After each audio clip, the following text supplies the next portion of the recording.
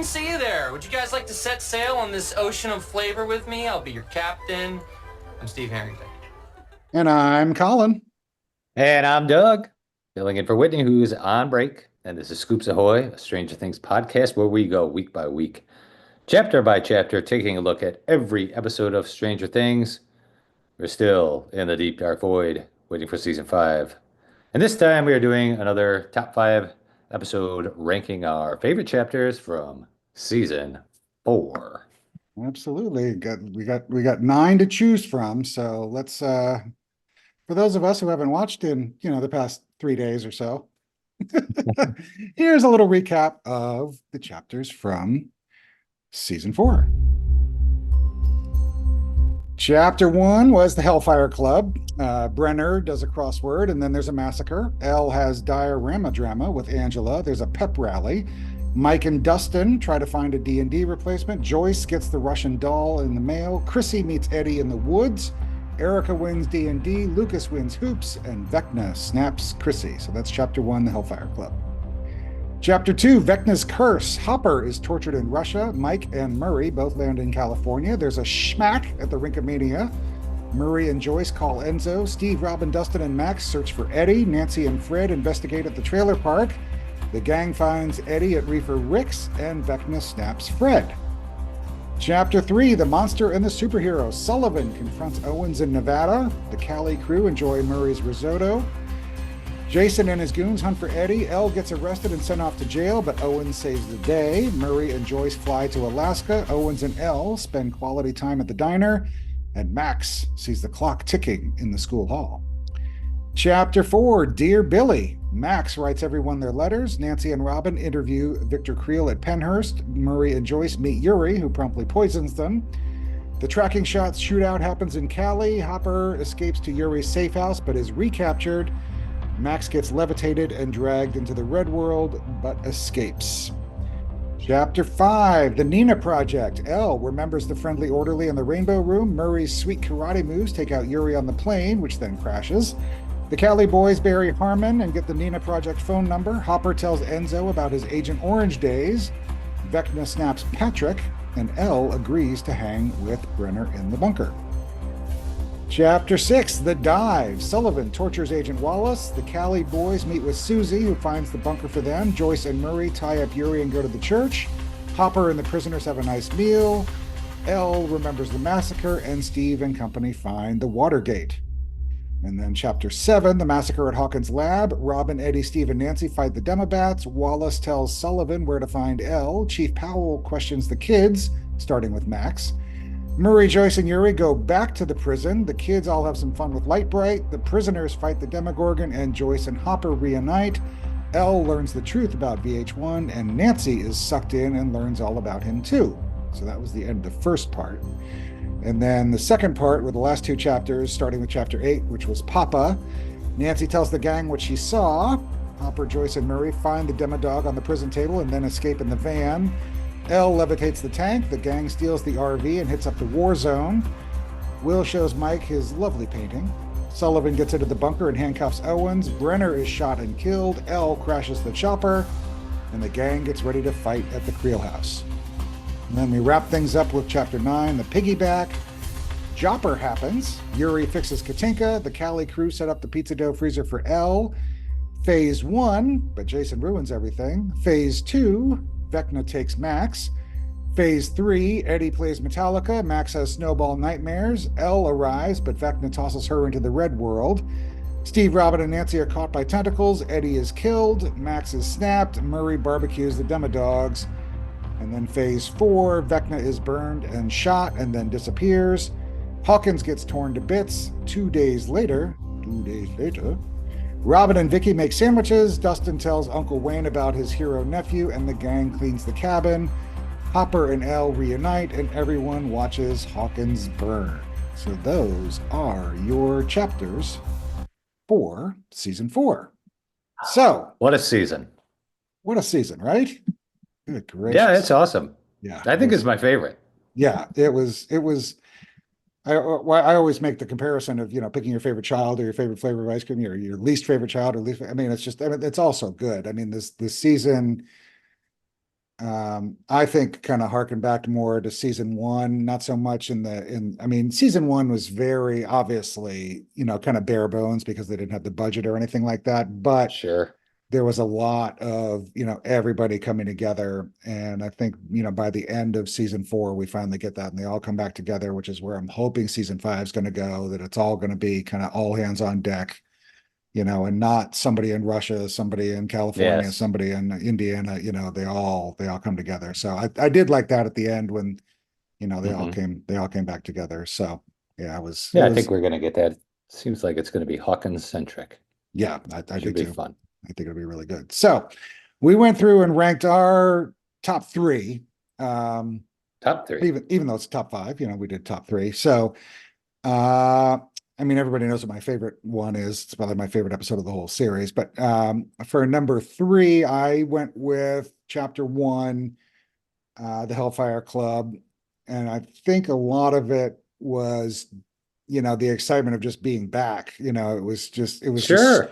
It was just so exciting to, have Stranger Things back. And I remember, sitting down at, I think it was like 5:30 or 6 in the morning, when I finally got up. I know Whitney got up at like 3:30 to kind of burn through it with Evie.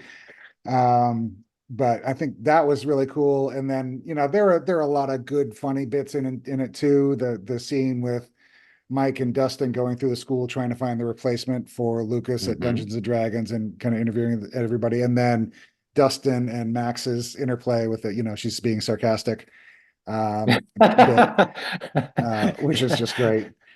Yeah. And then obviously culminating with Chrissy's death, which was like just snapping you right back into the Stranger Things world. So that was Yeah. my number three. My number two, I mean, Oh, I really hey, before you couldn't- get to number two, yeah, I just wanted to jump in. When I was starting to think about it, and I saw that you picked episode one, and some other people picked episode one as well. I was like, I think at first I went, oh, and then I thought about it, and yeah, it usually the first episode is like the lowest rated on IMDb and things like that, and this one it's very strong. It's definitely, I think, the best episode one, except for season one, episode right. one. But it's really fun, and I really liked um, how they dove right into that rift between all the kids, especially Right. like going to high school. That's a really I think it's something that everybody experiences, jumping from middle school to high school, who's going to remain friends, who's chasing the popularity, who's trying to Right. create a new persona, Yeah. who's struggling with, witnessing their brother being brutally murdered by a monster, things of that nature. Yeah. I mean, especially, seeing the Max and Lucas dynamic and, Yeah. and wondering where they were going to end up at the end of season three and going into season four and that whole thing. Yeah. And I also love, I mean, you said they jumped right in. I loved how they jumped right into it with Chrissy too. So we get this new character who, we think, okay, great. So we got a new character. This is kind of fun. We'll see where this goes over the course of the season. And then wham, she's gone right at the end of the first episode. And we're like, whoa, okay. We have arrived, so Yeah. yeah, Uh-huh. it was a really, really strong first episode. I really liked it. So my number two, I went with Papa, chapter 8. There was a bunch of stuff in there that I liked. I love the whole war zone, when they went to the war zone and that whole interchange and everything, and then kind of getting ready to to fight Vecna. But I also, I mean, we talked about it a couple episodes ago, the whole helicopter scene when Elle just Super good. brings out, it's just so incredible. And like the explosion, and we're like, holy crap, Stranger Things has gotten big. It was just a really, really, really solid episode. And then my number one obviously is Dear Billy, which I think is still probably the best episode in the series, like across the board. Maybe I can go back to season one, chapter one, the whole Sure. beginning, but it's kind of right back and forth with me. You think of everything that happened in that episode, and Sean Levy directed it, which was really good too. But Robin and Nancy interviewing Victor Creel and that whole revelation and the whole Silence of the Hmm. Lambs riff that they had. And Hmm. then obviously Max getting sucked into the red world and then escaping and, that whole thing with running up that hill. And Hmm. then, one of my favorite sequences in the whole show was that tracking shot of the shootout in the Cali house when the soldiers come in and the agents are sitting there trying to protect the boys and it was and then they run outside and they get in the Surfer Boy pizza van and they go running away. But that whole, I know we talked about it a lot when that episode aired, but I mean that whole sequence was all just one long tracking shot, and I just thought it was choreographed so well and just done really really well. So just a Definitely. lot of emotion in that episode, a lot of, culminations of stories and launching new stories. And it was just a really, really solid episode, kind of right smack in the middle of the season. So those are my top three. So Hellfire Club, Papa, and Dear Billy. Dear Billy. All right, so before I go, spoiler alert, I did not pick Dear Billy. Oh my heresy. So before I start, I did want to have a small preface, especially since it's your top. Um, I think I think Dear Billy is probably the best episode. Kind of like how you said last time. I like Star Wars best, but I think that Empire is a better movie. You know Right. what I mean. Yeah. I think it's the most significant episode of the series, without a doubt. It's not my favorite though. And you know, uh, not to be a Debbie Downer on Dear Billy, but there's a bunch of stuff in it that I don't particularly think is all that wonderful. I think it's a great episode, I guess, and maybe the easiest way to say it is I'm not all that interested in rewatching it all that much. Like the shootout in the house, the tracking shot, it's obviously awesome, really well done. I always thought that that was really out of place. It didn't seem like it belonged in Stranger Things. As we first started the conversation, we had even mentioned season one being, a lower budget and less crazy production Yeah. value. And, Flashy. that Yeah. really made it much more charming and much more 80s to me. So when that came flying in, I was like, "Duh, what is happening here?" It was definitely thrilling. Noah Schnapp is hilarious in the scene, just watching his face. Right. It's really cool. I found it to be out of place and odd. Something about it. And Yeah, then and that is a good go point. ahead. And I'll mention that too. And when you talked about the 80s and this and the nostalgia, I mean, there's a lot of season four that could have been present day. I mean, there's Yeah. I mean, you think about, occasionally they have things like when they go see Susie and they're typing in the computer and the dot matrix printer and there's some stuff like that and the music in the background and stuff. But there's Hmm. a lot of it, where they did kind of lose the nostalgia part of it a little bit. So I mean, I do kind of see what you're saying with that too. And then obviously the production value was like exponentially bigger. Yeah. I mean, that explosion of the helicopter crashing, I can imagine easily that cost more than the entire budget of season one just for that one shot. Yeah. Yeah. So yeah, I completely hear what you're saying. Yeah. Yeah.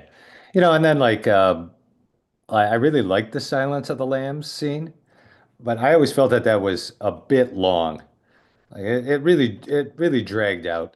It's still good. Like all the stuff was really good. And I have no but and then okay, like just so everyone could chill out, I have nothing bad to say about Max at the end. Like that is epic. It's just absolutely wonderful. You feel people are firing up their emails. Ah, yeah, yeah, yeah, yeah. Crazy Doug. Excuse me, sorry. All right, so my number three episode is The Dive. Um, And a big portion of this, I'm really happy that sort of get to retcon my own speech on this podcast because I was talking about this the first time I joined you. And I actually never even got to it because I started fumbling and talking about my AC/DC cup when we were talking about the Satanic Panic. Right. And one of my favorite moments of the entire season is the opening of the dive when the police are interrogating Jason. So, the previous episode ends, the Nina Project, with Jason witnessing the murder of Patrick. Hmm. And, you know, that that episode ends, goes to credits, and I remember sitting there thinking, oh, thank God, right? Like Jason did, like Eddie was just in the boat. He didn't kill Patrick, right? Right. Yep. Sorry, not sorry. He totally doubles down. Eddie and his Hellfire acolytes are a Right. vessel for Satan. Right. I was like, whoa, I did not see that coming. That is so accurate.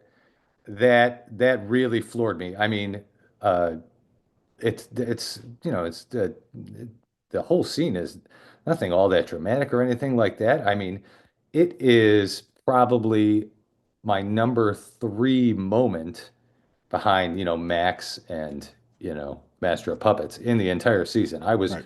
as far as like my emotional reaction was, 'cause Right. I was like, oh my God, Right. this is terrible. So, anyways, beyond that opening, really love a bunch of stuff in the dive. The dojo fight, where we're pushing the Oh, on the plane with kids Murray. are no, where the Oh. kids are mind fighting in Oh. Right. Brenner's dojo, called Yes, Brenner's I got you. dojo. Yeah. Yeah. And I really just subtle thing too. I love when that scene ends and it's on the younger version of L, and there's a really good score that doesn't really show up much in the rest of the season. It's really intense. It's really 80s and took me right back. And then that quickly pans to a aerial shot of Joyce and Murray walking through the snow. Yeah. And then that leads to another good scene, bears. Bears. Um, you know, and then I really love this episode for that whole gang like getting together. They're traveling through the woods. There's a couple really nice conversations going on. Robin and Nancy, Lucas and Max are finally sort of making amends and getting closer again. Yep. And then, of course, the ending is just awesome. There's so many funny moments. There's a great moment where Mortar comes into play. I love when they get the skull rock. Yeah. And Steve is okay. So here we go. More hate coming. I was just ragging on Dear Billy. Now I'm going to rag on Dustin. So I don't like Dustin all that much. He's obviously super funny, a great character. Like, there's no show without Dustin, but man, I just love when Dustin gets put in his place because he is annoying as hell to me. And he gets put in his place multiple times in a matter of like 20 minutes. They get the skull rock. Steve is like, in your face, in your stupid, cocky little face, Henderson. Right? Yeah. And then there's this great moment, and everybody loves the part where Max looks through the binoculars. Yeah. But there's this great moment where he tells this really corny joke. Oh, it's a Watergate, right? Right. Yeah. And Lucas and Max are just like incredulous. Yeah. Just they look away like, Yeah. Their just eyes roll so please, far back on their head. Yeah. just please shut up. And then I really like the dynamics at the end where we're getting into like older kids and younger kids, seniors and freshmen. Like, no, the older kids are going in the boat and all that jazz. And then I think you'll really like this. I like this moment, these scenes where they're going into the lake and stuff, because Robin in these scenes is acting like season 3 Robin, and it was really nice to see. There's the difference between season 3 Robin and season 4 Robin, and she's very season 3 Robin chucks Eddie's cigarette. Nope, Right. gross. Yep. You know, And then who put her in charge? I did. Yeah. It's just like smart alecky lines. Really good stuff. Yeah. Anyways, It is all good. right. Yeah. Choice two for me is the piggyback. You know, I won't go on and on about the piggyback. There's so many moments. I mean, so much happens. I mean, good Lord. It's just, yeah. So I mean, much. yeah. I mean, Master of Puppets, that moment is it could have been bad. That's why it's so good. Like Yeah. it had zero cheese. They pulled this wonderful reference out of nowhere that, after it happened, I was like, of course it's Master of Puppets. And I didn't see it coming whatsoever. Right. I Just didn't like either. Yeah. slam dunk, Yep. right? Yep. And then, I mean, I love the scene with Dustin and Uncle Wayne too. I mean, that's still yeah, one of those scenes that gets me choked up, and I've watched it, God, a dozen times. yeah. And it's still so good. I mean, it's just really, really well done. And then obviously I love the final shot too. And I go back and I Hmm. watch it every once in a while, and I don't know what they did with the coloring. I mean, obviously you had kind of the black and white fade to color on the flowers when they were kind of walking Yeah, through the yeah. field. Hmm. But it's just a really bizarrely saturated color at the end, and kind Yeah. of not, but it's just, I mean, the Yeah, it's very cinematography muted.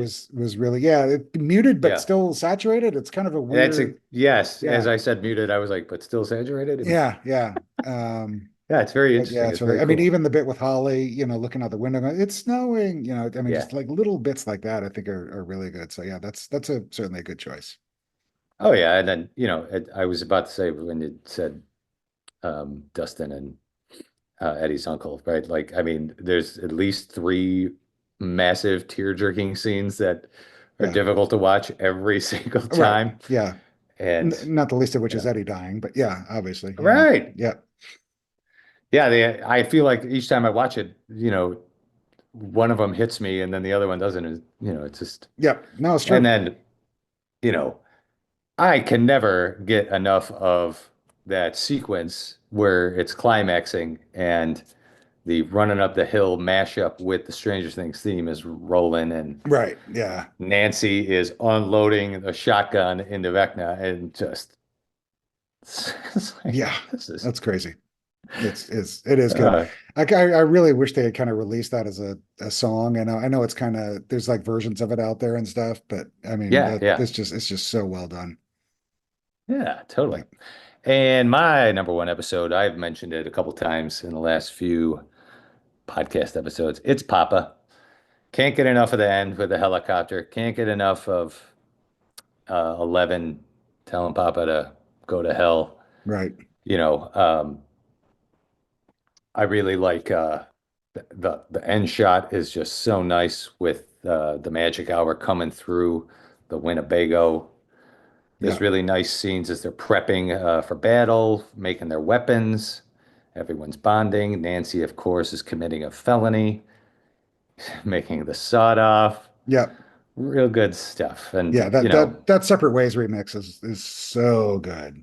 oh, It's totally. just absolutely incredible.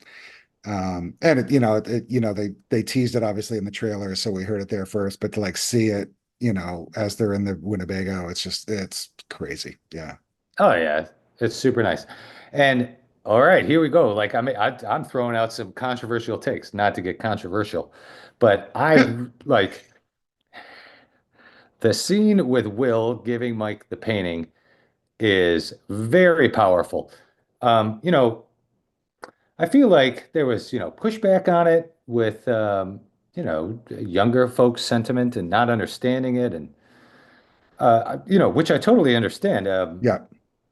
I, and I feel like that's waned as we've, distanced ourselves from season four. But this was, that was heartbreaking to me. You know, this is the 80s. This kid is a freshman in high school. He's not gonna come out. Right. And from other things that I've heard about this is a very accurate way of somehow getting some sort of feelings out by him using 11 as a proxy for his feelings and try to explain that. And it is really intense. And I feel like it was, I feel like at the time I was really upset that the Duffers were not getting more credit for handling that so well. Yep. But Yeah, you think of I the think, scene of Will looking out the window and tearing up and yeah. everything, and that's in there. And I kind of remember at the time that almost becoming an instant meme, and kind of people making fun of it and stuff. And Oh, I know. yeah, and it, Yeah, it that was it bums was a me out. little sentimental and gooey, but I think it was done well, and Noah has the talent to pull it off. And that's one of those things where I can imagine, some other child actor really kind of blowing it or going over the top or something with it. But yeah, it was handled well. And I think you're right. The more time goes by, the more people appreciate it and, can Hmm. can just let the emotions kind of hit you as opposed to, just your initial gut reaction to it. You've had some time to process everything and it kind of hits you a little bit harder. So yeah, I totally see that. Yeah. Yep. Yeah. And then like, the biggest joke was like people making fun of Mike because like he doesn't even know his friend is crying next to him. But Right. man, I mean, I know these kids are like 22 and they're playing 14-year-olds, but Right. a Yeah. 14, 15-year-old in rural Indiana, the notion of his best friend being a homosexual is not even crossing his mind. No, no, not at all. So, Despite, yeah, I mean, so much was made of, that the one scene when they're standing in the rain in the garage and he's like, yes, yes. that whole scene. But, and that was one where I think the Duffers did get criticized for not, taking it a step further, but, you know, that's a whole another discussion. And we had it when we talked about that whole episode, but Hmm. that's a good solid top three. I approve. Even though we matched Oh, on, we even matched Sans on Dear Billy. I don't know. We matched on Papa. You had it at one and I had it two, but yeah, we all There we had we all go. had different ones. So Good I did go stuff. back and look, and we always talk about Ranker and those kind of things. So Ranker actually has 3 episodes from season 4 in their top 4. So the Rankers number, well, not Ranker, but people on Ranker ranked Dear Billy as the number 1 overall episode, The Piggyback, chapter 9 is the number 3 overall episode, and chapter 7, The Massacre at Hawkins Lab, is the number 4 overall episode. So a lot of that obviously is because of the freshness and people ran to Ranker after season 4 came on. And Yeah. so obviously season 4 gets kind of inflated, but it is kind of Hmm. interesting that 3 of the top 4 on Ranker right now are from season 4. So, Oh, yeah. and then I also went They're and looked good at, episodes. yeah, they are. They're phenomenal. What was And number then 2? Do you remember? I'm curious. I can't remember, but I can look while we're chatting at some other point. It's easy enough to pull up. Sure, sure. And then I went on IMDb to see where or how the episodes got ranked. And for season 4, Massacre at Hawkins Lab was the number 1 ranked episode among users with a 9.6. Dear Billy was the number 2 at 9.4, and The Piggyback, chapter 9, was number 3 at 9.1. So kind of in line with where we are. And then I Hmm. went and looked up a couple of critics' reviews, and one of the better ones I found was from Alan Sepinwall, who was at I think he had just gone to Rolling Stone at the time after he was kind of all over the place for a while, but he landed at Rolling Stone. So he had only seen through episode 7, so the first chunk. So he hadn't seen Papa and The Piggyback when he wrote his review. But in his review, he said the Duffers are smart writers and directors. They know that all the films that inspired the show tend to be lean and mean. So why the increasing bloat? They definitely wouldn't be the first showrunners to get self-indulgent in their hit series later seasons. Game of Thrones waves hello. And as the creators of one of the streaming era's biggest hits, there's probably very little in the way of no from their bosses at Netflix, or maybe it's something much less nefarious than that. Maybe the Duffers fell too in love with all these people they created and or the actors playing them and couldn't let any of them go, even in situations where they no longer had a take on their character, Mike or Will, or where the story might hit harder without them. For example, Hopper's sacrifice under the mall being real. And because they couldn't say goodbye to any of them, Stranger Things as a whole just kept getting bigger and bigger, growing beyond their control in the same way that Eleven and some of Dr. Brenner's other subjects once did. So, I mean, overall, he was very positive, but Yeah. um, he's actually a very good and very fair critic. He's not going to just sit there and explode happiness all over everything. He'll kind of measure it, and actually, do good critique. So I'll post a review of the whole critique in our Yeah, socials. I like that sentiment. So yeah, I so think you it's guys very can see accurate what he that. said. Actually, let me look up Ranker real quick before we get too much further, just so I don't forget, and we'll do that. And then I also wanted to go back and play the original, or part of the original trailer from season 4, and this was the one that we were just talking about with the separate ways thing, with the you broken everything. So here's a little bit of the original full-length trailer for season 4 that Netflix released before this season came out. So here's that. You've broken everything.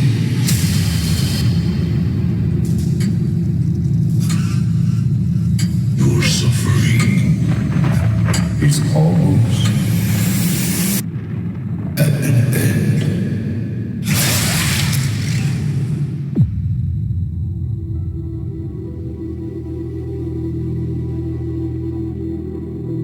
Dear Billy, I don't know if you can even hear this. And it goes on from there, obviously. So I went on Ranker, and actually the Battle of Starcourt, the last episode of season 3, was the number 2 ranked. So it was season 4, and then that one, Battle of Starcourt, and then the 2 others from season 4. So that's how the people on Ranker did that. So Nice. I'll include a link to the trailer in our social so you guys can watch that again, because it's always just fun to watch those. And then I also found, I think we may have posted it at the time too, but New Rockstars, who's one of my favorite kind of recap-y YouTube channels. They do all like the Marvel movies and the Star Wars properties and stuff, but they did a whole season 4 Easter eggs video where after season 4 came out. So we'll post a link to that so you guys can see that too. So anything else before we get into emails? No, let's do the emails, baby. Okay. First one is from Harry, who apparently got sick of his own voice and actually sent in an email. So says, hey, Colin and Doug, no audio this month because I'm keeping this short-ish. My favorite 3 episodes of season 4. Number 3, The Hellfire Club. I've said before that I had real problems with season 3, and I was worried season 4 would continue the downward slide. It didn't. Therefore, that excellent first episode makes the list solely on the surge of relief I felt that it was good. Also, Sadie Sink walking down that crowded school hallway was giving off big movie star energy. Yeah, that's kind of what I was going at too. Just having it back and having it be good, was just, kind of gives that first episode a nice little bump. Oh, yeah. Number 2, Dear Billy, you guys should do a Scoops episode on how each episode 4 of each season is so good. That's actually true. I suspect it's the pacing of the overall season, and it's also Sean Levy's, he directed every episode 4 of every season so far. I suspect it's the pacing of the overall season that makes this spot the perfect space for big plot moments. Hopper's action hero prison escape, the California shootout, Victor Creel, and once again, Sadie Sink.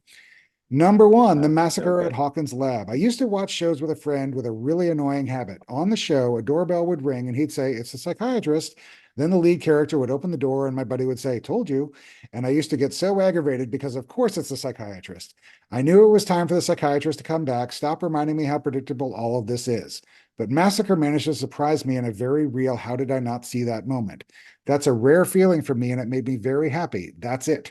On a personal level, I'm disappointed in the behind-the-scenes promo for Stranger Things 5 that we got, and also working on something that will wrap up the most important creative project of my life, so feeling excited and a lot of pressure and some sadness too, also let down by that video. I hope everyone's getting ready for their Halloween rewatches. Thanks for keeping the pod going. Best, Harry in Seattle. Nice. Yeah, Massacre at Hawkins Lab would have been my number 4 pick. I struggle to admit that one. It's good. Yeah. I had to stop at 3 or we would have been here all week. Yeah. That one, it floored me. I think I've said it before, right? Like some people saw a bunch of the stuff coming. I didn't see any of it coming. I was in La La Land. No, I mean, Whitney and I did that whole thing. We actually did we did an episode before the season came out talking about theories with one of her friends. I can't remember who it was. Sorry to you. But, and we were just all so wrong. I mean, across the board. And we had the trailer at that point. So we were watching the trailer, looking for clues and trying to predict what was happening. And like, who is the body in that overhead shot of the body getting wheeled into the ambulance? And yeah, we just have no idea. It's just crazy. So, but yeah. I'm sure we'll do a season 5, theories episode before, I once can't we get wait. a trailer, and we can just Go all crazy. be entirely wrong, but it's fun. Yeah. It is fun to be super wrong. Yeah. All right, next one is from L. Hey there, Scoops Troop. This is L for real. For real. LOL. I go by L as it's shortened from my given name. I started listening to your podcast this July around the 4th, and I have binge listened to every episode. Steve is my favorite character. Close second is Dustin and Robin. My top 5 season 4 episodes are number 1, Dear Billy, of course. Number 2, The Dive. Yeah, The Dive. There you go. Number 3, Hellfire Club. Hellfire Club. Good representation already. There you go. Number 4, The Piggyback. And number 5, The Nina Project. Love your podcast and love hearing your take on my comfort show. Thanks for your time, L. So binging every episode of the podcast starting in July. That's a lot of listening. I think we have she something crushed like, it. yeah, we got a bunch of episodes. So yeah, that's awesome. Thanks, Al, for listening. I appreciate it. And for writing in. Love to get all the emails. So next email is from our old friend Amy. Hey, Colin, Whitney, Doug, and Scoopers. It's Amy G. Doug is doing a great job on the pod. Oh, thank you. Thank you. Just wanted to make sure he knows. Man, season 4 was disturbing. Rather than pick my favorite episodes, I wanted to examine the presence of adults helping shoulder the burden. After being alone without supervision for all of season 3, the end of season 4 made me unclench my fists a bit as authority figures stepped in. In the first 3 seasons, the parents, police, and other adults were portrayed as oblivious, absent, or corrupt. Bear Klein. While that's still true, this season granted a reprieve that I haven't felt since Mr. Clark and Bob Newby were around. For example, in the Nevada lab, Dr. Owen stands up to Dr. Brenner saying it's Elle's rehabilitation is not beneficial and all he sees is a tortured little girl. I audibly exhaled. Finally, someone says it. In the town hall meeting, Jason maligns the boys' reputations. Rather than act befuddled, the Wheelers, Sinclairs, and Mrs. Henderson tire peel it over to Karen's house. Tire peel. Where's my sound? There it is.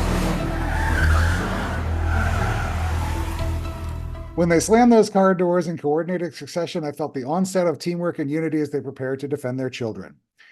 The school counselor, Miss Kelly. I like that part a lot. Yeah. I thought that was really well, that town hall meeting where Jason just, drops the mic or steals the mic. Right. Man, I wanted to just jump in the TV and fight that kid. Just flick him right behind his ear. Totally. Yeah. But it was really well done. The reactions that they showed on the parents, the terror, and them making eye contact. That was really powerful. Yeah, it was really good. Amy goes on. The school counselor, Miss Kelly, is shown more than once helping the troubled youths process their grief. Agents Harmon and Wallace risk their lives to protect Will, Jonathan, and Mike. Hop and Enzo repoint their mission's motivation with Eleven and Enzo's son Mikhail as key drivers to survive. And then finally, the citizens of Hawkins took a more active role in taking back their town. After years of wondering whether their town is cursed, the citizens assemble. So while the kids can certainly hold their own and save the world, I did appreciate new advocates for their protection and safety.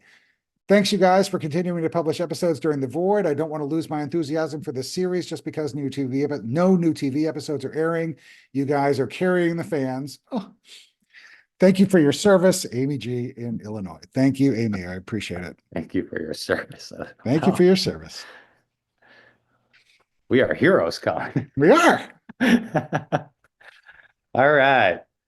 Next email is from Sissy. Hi, Colin, Whitney, and Doug. As much as I loved the original Star Wars trilogy when I was a kid, I agree with Harry in Seattle. I'm over Star Wars now and have been for a while. Although my daughter still loves it. And sorry, Keith, no one called it A New Hope in the 80s. It was Star Wars. And Doug, I read the book, The Shadows of the Empire, and I remember Dash Rendar. Hey. There you go. I have some favorite moments from episodes that did not make my top 5 first. Episode 1, I love Eddie and Chrissy's interaction in the woods. Although they're in very different high school cliques, they made a very sweet connection remembering the middle school talent show. I also love how the action switches back and forth between the basketball game and the Hellfire Club D&D campaign, culminating with Lucas and Erica making the winning shot move for each game. Yeah, the Eddie and Chrissy scene is just so good. Oh, it's so good. They nailed that. This doesn't get said as direct, but man, this show really nails those adolescent moments, Yeah. whether I, they're I, awkward or yeah. just, you know what I mean? I think if we And ever that's did one of them. the most heartbreaking moments, that would be my number one easily is the whole Eddie Chrissy dynamic and how it never got a chance to play out. And I love actually that it didn't get a chance to play out because of Yeah. the feels that it gives you, I mean, Yeah. and it just lets you in your mind imagine, where they could have gone together and, that whole thing. So yeah, it's Yeah. so good. Super cool. All right, from episode 2, I love that Max goes to Dustin's house when she realizes what has happened to Chrissy.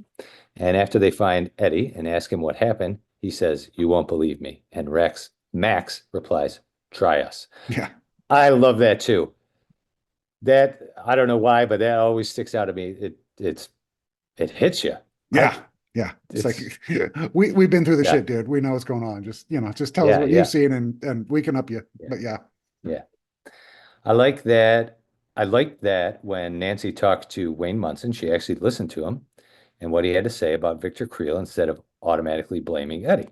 Mhm. In episode 3, I love the dinner at the Byers house. The whole scene is funny. And as I have commented in an earlier email, one of my favorite lines is when Murray says, "I sense tension."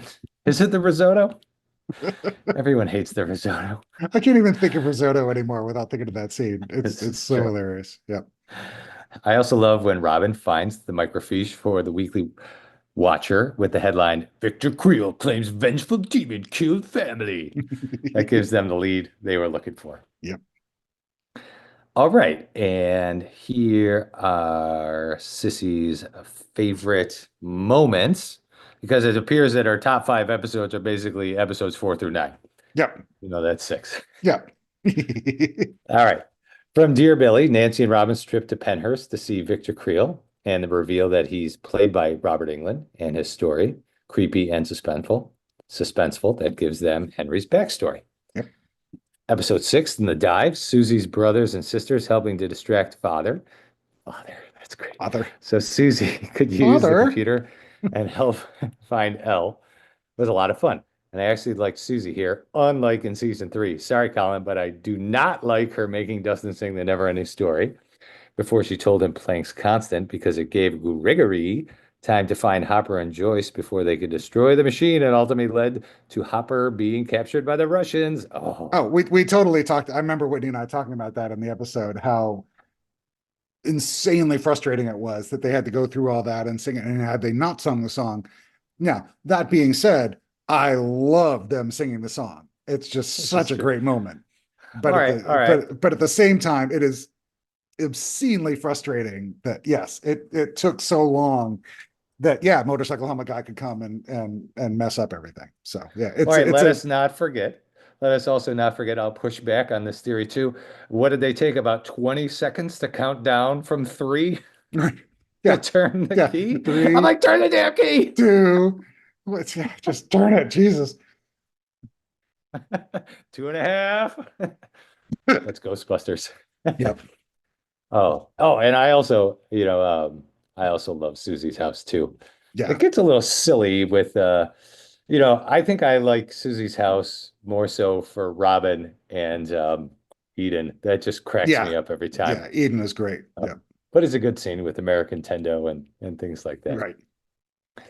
All right, back to Sissy. She says, I also like the realization that Vecna was opening gates when he kills his victims. So Steve, Eddie, Robin, and Nancy took the boat out into the lake to find another gate.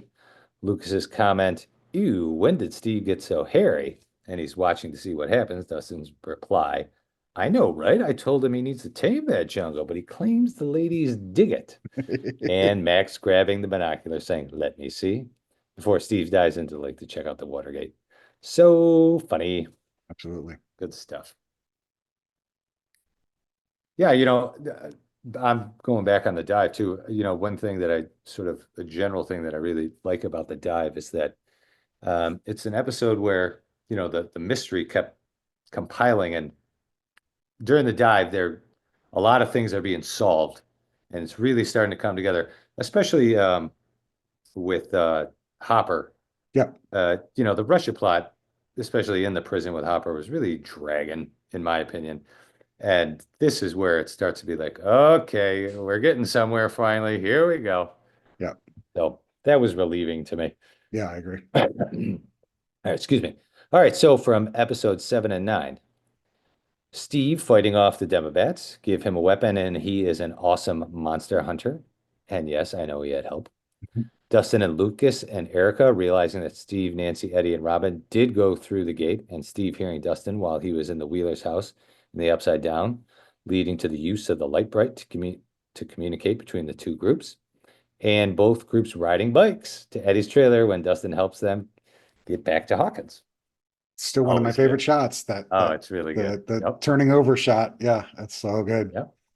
All right, we got the reveal of VH1, of course. Yep. We got Eddie using the Michael Myers mask to sneak across the trailer park to steal the RV. For Always no a good reason scene. whatsoever. I mean, absolutely serves no purpose, but it's just funny. Yes. I mean, none of the rest of them are masked up, but yeah, he has the Yes. Michael Myers mask for whatever. It is a reason. bit silly. I think we're supposed to assume that he is the fugitive. Right. So, but yeah, it's It's just, like, oh, it's ridiculous, but it's hilarious. who is this bunch of kids with this one masked man? Yeah. Right. Well. All right. Going through the phases of the plan. Yep. Eddie putting on the most metal concert ever, of course. Steve and Robin throwing the Molotov cocktails at Vecna while Nancy shot him, alternating with Hopper fighting the Demogorgon, even though, for the most part, I don't like the Russian subplot. But yeah, that's the old mashup. Super good. And Hopper and Elle's reunion at the cabin. Oh, yeah. Yeah. That's real nice. All right, so sorry this is so long, but the episodes in season 4 are long, and I love having someone to discuss Stranger Things with. Now that I'm caught up on the podcast. CCB, thanks a bunch. Thank you, Sissy. I appreciate it. Next email is from Ellie. Hey, Colin and Doug, how are you? Yeah, long time no hear from Ellie. Hey, Ellie. I'm fine. School's going well, so that's good. But guess who's sick? Me. It started as a cold, just like a sore throat, and then a blocked nose, and now I've got approximately zero voice. Anyway, it's autumn, so I've started wearing long pants, so we're happy. I've truly missed them. That and tea. I love tea. Anyways, I'm rambling. On to our beloved show. And can I just say, I love crap like that. It's just so. I mean, Ramble I on. remember like Harriet telling us about like school concerts and stuff, and Ellie talking about play. It's just awesome. Season 4 is truly incredible, so it was hard to rank the episode. So in the end, in order to not hurt the feelings of any episode, aka Ellie is bored and can't be bothered to rank them all because it takes brain power and my brain is too preoccupied being sick, I ended up with the top 3 list. So number 3, the piggyback. Whoa, she says. Number 2, the massacre at Hawkins Lab. Love this one. And number 1, Dear Billy. Truly the best episode of the entire show. Okay, that's it. Bye, Ellie. Thank you, Ellie. Great to hear from you again. Appreciate you writing. Oh, yes. Yeah. I'm really psyched up about wearing pants as well. Yeah, absolutely. We are in, Or putting on a fleece or putting on a hoodie. Yeah, it's awesome. Yeah. The fall is elite season where we are, Colin. I love it here. Absolutely. Awesome. All right, next one is from Alma. Hello, Colin and Doug and all the other scoopers. Alma here. I love October so much, and I am so excited about this episode because as much as I love season 3, I might like season 4 just a bit better. Quick bit of Stranger Things related stuff. Has anyone been watching the new Marvel show Agatha all along? It is very good, but if you haven't watched almost every other Marvel production first in the right order, it might not make much sense. Marvel is like that. Yeah, I haven't seen it actually. I did watch was it WandaVision? The one that came Oh, first, which was good. I honestly forgot that Agatha had even come out. So and I was so burned out on Marvel stuff. But I think it's been long enough. I don't think I finished Loki. And there are a couple other ones that I didn't watch, but I actually have heard good things about Agatha all along, so I might actually check that out. So thank you, Alma. I haven't watched it, sorry, Yeah. because exactly what Alba said.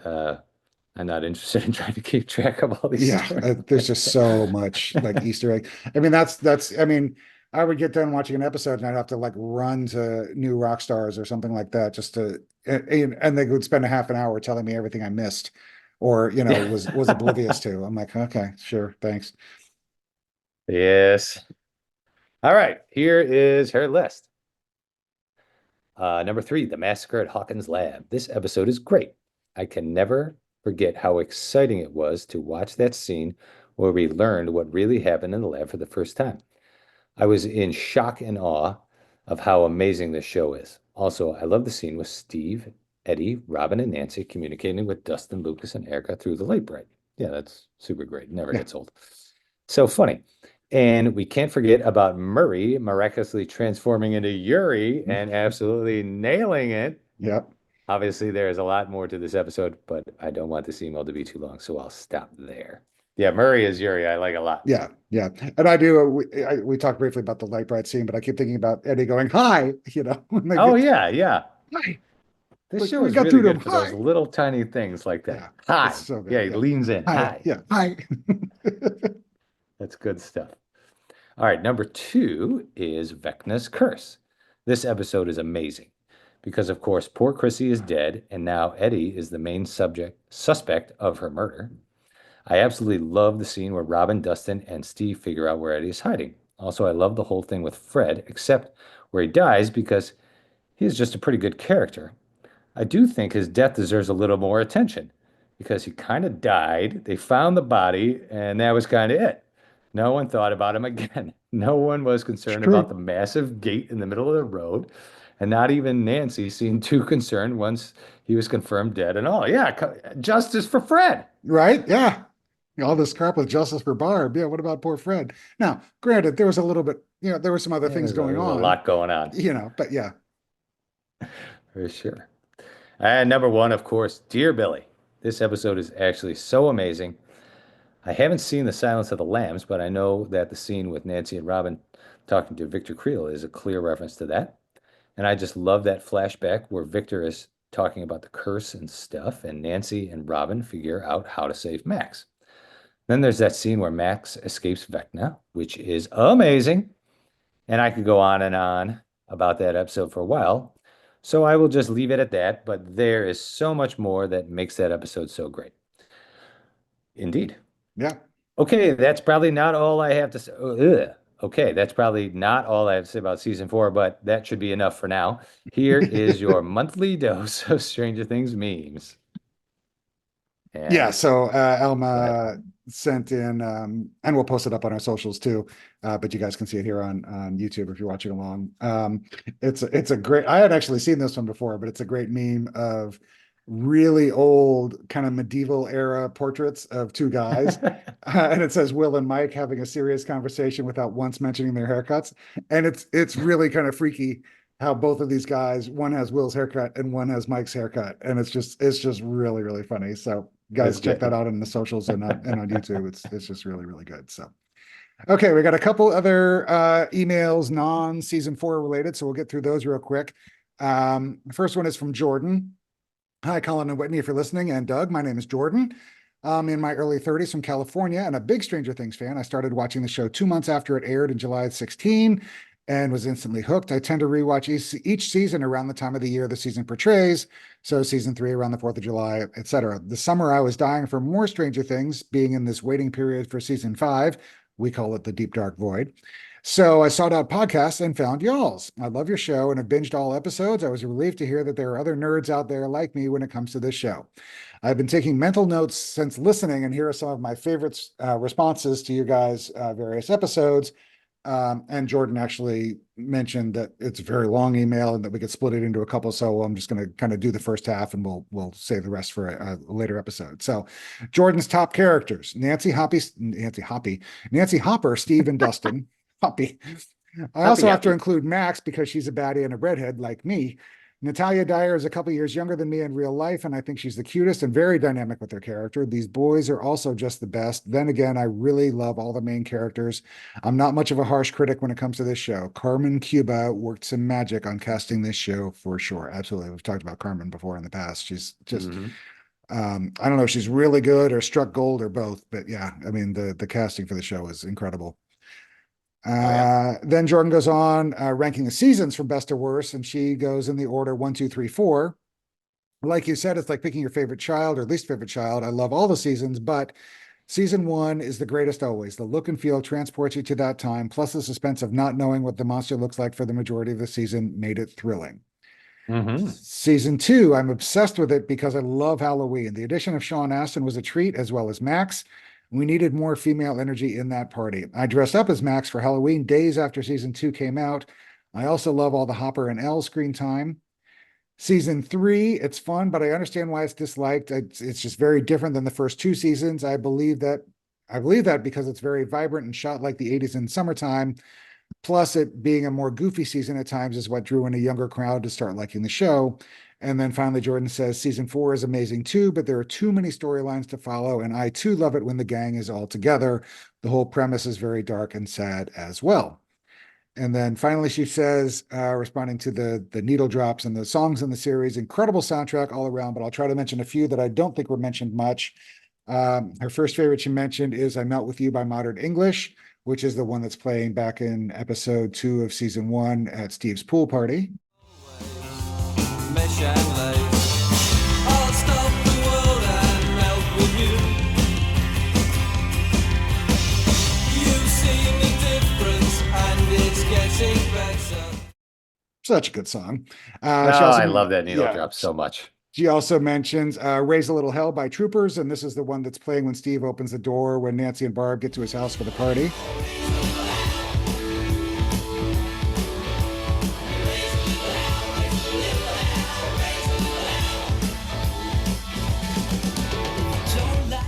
And then one that I think we didn't actually mention very much at all. Wait, hang on. Yep. I'm going to throw something in. This is something that has always cracked me up, and I'm assuming it's just because there wasn't much production in season 1. But, we're opening the door to Raise a Little Hell, and how many people were at this party? Yeah, 4. 3? 3?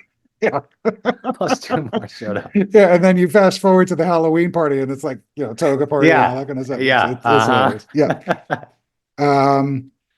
And she says, Can't Seem to Make You Mine by The Seeds, which is the song that's playing when Hopper gets to the station in the very first episode of season 1.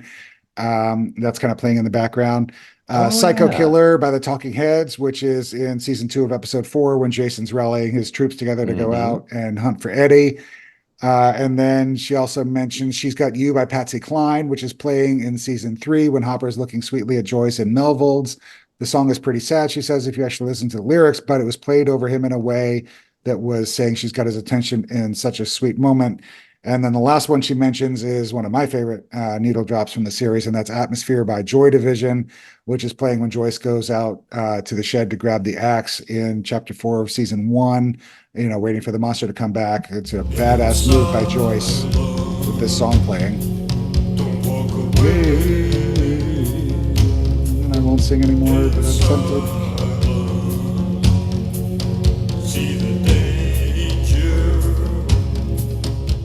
And it's so very 80s. I mean, Joy Division, and, and again, it just fit so well with the kind of the nostalgic vibe. Side note, says Jordan, I just saw Winona in Beetlejuice 2, and it was such fun to see her back in that role. It was like, have you seen it yet? Beetlejuice 2? I have not. My daughter's. I've seen it twice actually. It's really good. It's cool. I mean, she is fantastic in it. But Jenna Ortega's in it, and Catherine O'Hara is back, and Michael Keaton is obviously back. Monica Bellucci is in it. Danny DeVito's got a little bit in it, but it's really fun, and it really Tim Burton did both of them, and it really kind of fits the vibe. Yes, it's 36 years later. But it's really well done and really fun. Definitely worth seeing on streaming once it gets there. But if you want to go see it in the theaters, I will stand behind you. It's really I'm going to check it out. I meant to go see it, and typical dad of 3, my plans got thrown off. I think at some point it was like I tried to go a couple weeks ago. Yeah. Oh, and then my daughters went without me. Oh, there you go. Jeez, good Lord. I was like, well, forget it. Jordan says, I also saw the Stranger Things candles at Bath and Body Works, but they were different than the 11's Eggos and Hopper's Coffee, etc. Oh yeah, there was a They whole new were- series that came yeah, out. there's a different series that came out. Yeah, it's Eddie's leather jacket, which is black leather, soft musk, and smoked suede, which she says smelled just like a leather jacket or leather in a new car. The Upside Down, which is mossy stone, smoky birch tree, and eerie fog. Definitely my favorite, she says. It smelled refreshing and light. And then also the Demogorgon, which is black orchid petals, spicy cedar wood, and dark patchouli. Ugh. Also smelled delicious and spicy. Lastly, All Whitney, right. you've got. She says, lastly, Whitney, you need to have a trigger warning before you make your gag sound, for the love of God. So, trigger warning. I do love you, though, says Jordan. Thank you for reading and keeping up the good work. You guys do a fantastic job, from Jordan. All right. And our last email is from Heather. Ahoy, Colin and team. Huge fan of the podcast and super fans of the show. So in honor of what my daughter and I refer to as season 2 season, we finally decided to write in just to express our gratitude for continuing to carry us through these deep, dark times. Your recaps, deep dives, nostalgia moments, and inspo episodes are everything. Each fall we begin rewatching the entire series, but 2 is our number 1. Attached is a few snapshots of us from Halloween 2020 as Max, Will, and Joyce. We hope others will send in Stranger Things costume photos to share. Thanks again for all you do. Trick or treat, freaks. Heather and Camden in Sacramento, California. Yeah, thank you, Heather, for writing in. I appreciate that. And we'll post the pictures up on our socials so you guys can see that. And obviously they're up on YouTube so you guys can see them in real time. So yeah, I think that will do it for this one. We will be back, and pay attention to this one. We will be back on November 14th with another character deep dive. This time we're going to be talking about the most excellent Lucas Sinclair. So deep dive on Lucas for our next episode, but note that we're taking that extra week. We're going to do a 5-week gap instead of the normal 4-week gap, because we all know Stranger Things Day is November 6th. So we're pushing it off a week, because hopefully we will have other things to talk about in that episode. Maybe a trailer, maybe something. I don't know, but we're gonna. Gotta be something. I was telling Doug, I'm hopeful but not optimistic. So we'll put it that way. But there's got to be something coming out for Stranger Things Day. So we're gonna push it a week. So emails by November 10th, Sunday, for your character deep dive on Lucas, for your reaction to whatever happens on Stranger Things Day, and also like Jordan mentioned, if you guys do, or Heather mentioned, if you guys do kind of Stranger Things Halloween-y stuff, obviously send us pictures, stories, whatever, emails, however you want to do that. So bunch of stuff for the next episode. Emails by Sunday, November 10th, and then we will see you on the 14th. Awesome. All right. And remember, if you want to get in touch with the show, email scoopsahoypod@gmail.com, or check us out on Twitter, Facebook, and Discord. And please remember to leave a rating, or better yet, a review on iTunes to trick the algorithm. There you go. Thank you for listening, and I hope you tune in next time. Thanks, guys. Bye. Bye.